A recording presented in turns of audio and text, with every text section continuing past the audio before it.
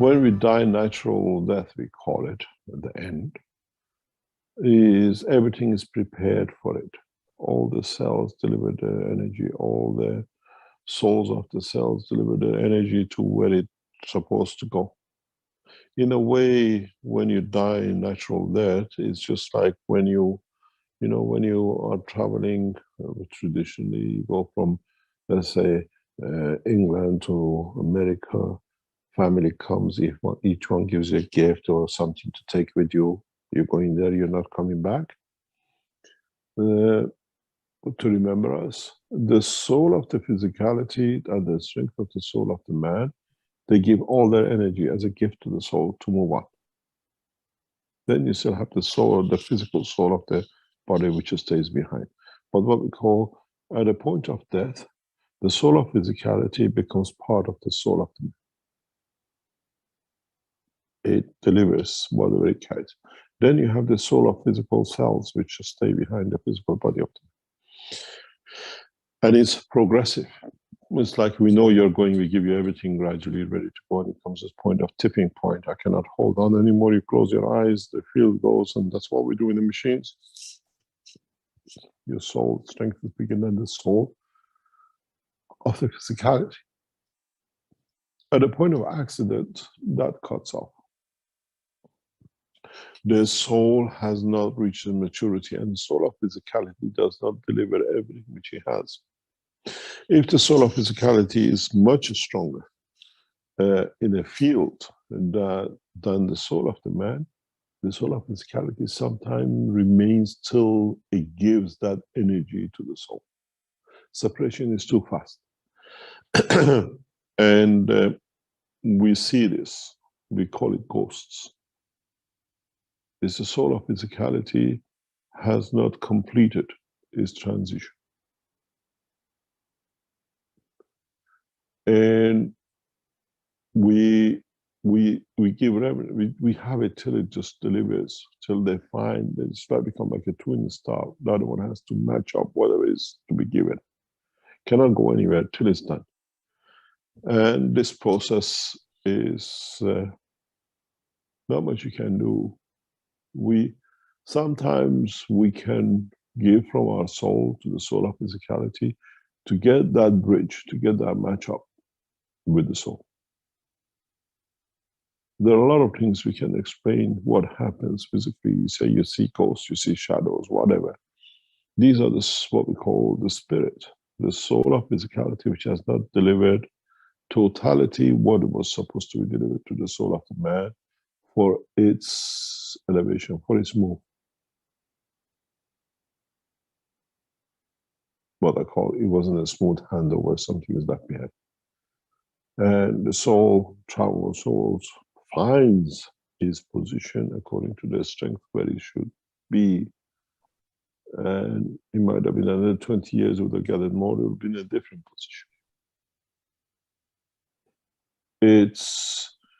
There are different ways of life. Soul of physicality brings us to a position of the handover,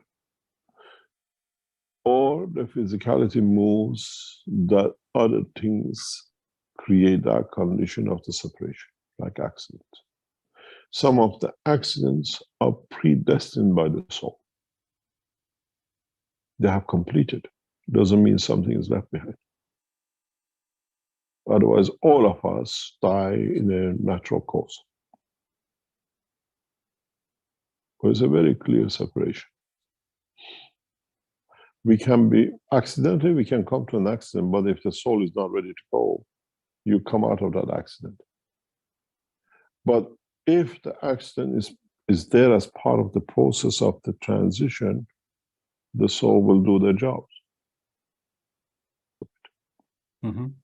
When you target deliberate to take a life, you're responsible for that life. You pay, you have to find a balance with your soul. This is how we see with a lot of soldiers when they come from war zones. It is not the gun and the blood, it is the guilt of what they've done and what they've taken. that they have to pay for it, or they have to release for the balance of what they've taken. And that brings a psychological condition. They say we've been to conditions, horrible places, and we've seen things, and then we are psychologically damaged. Ask a question: did you take a life?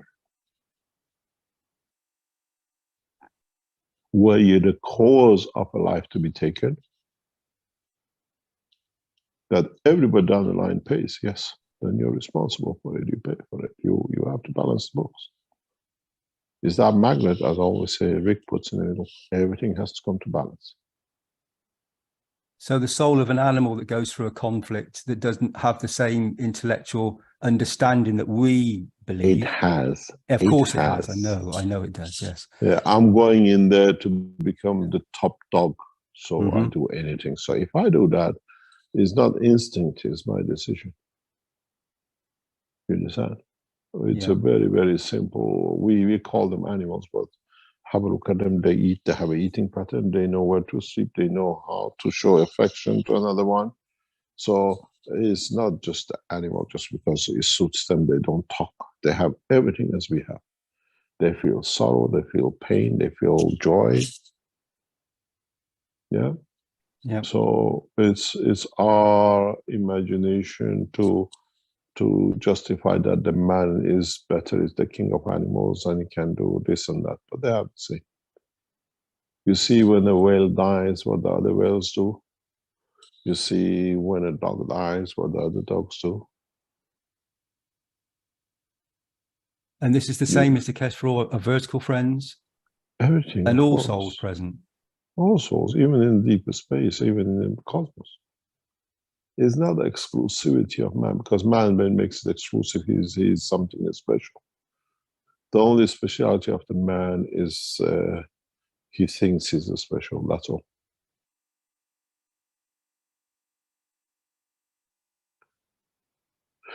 There's not much more to it. We would like to think more, we would like.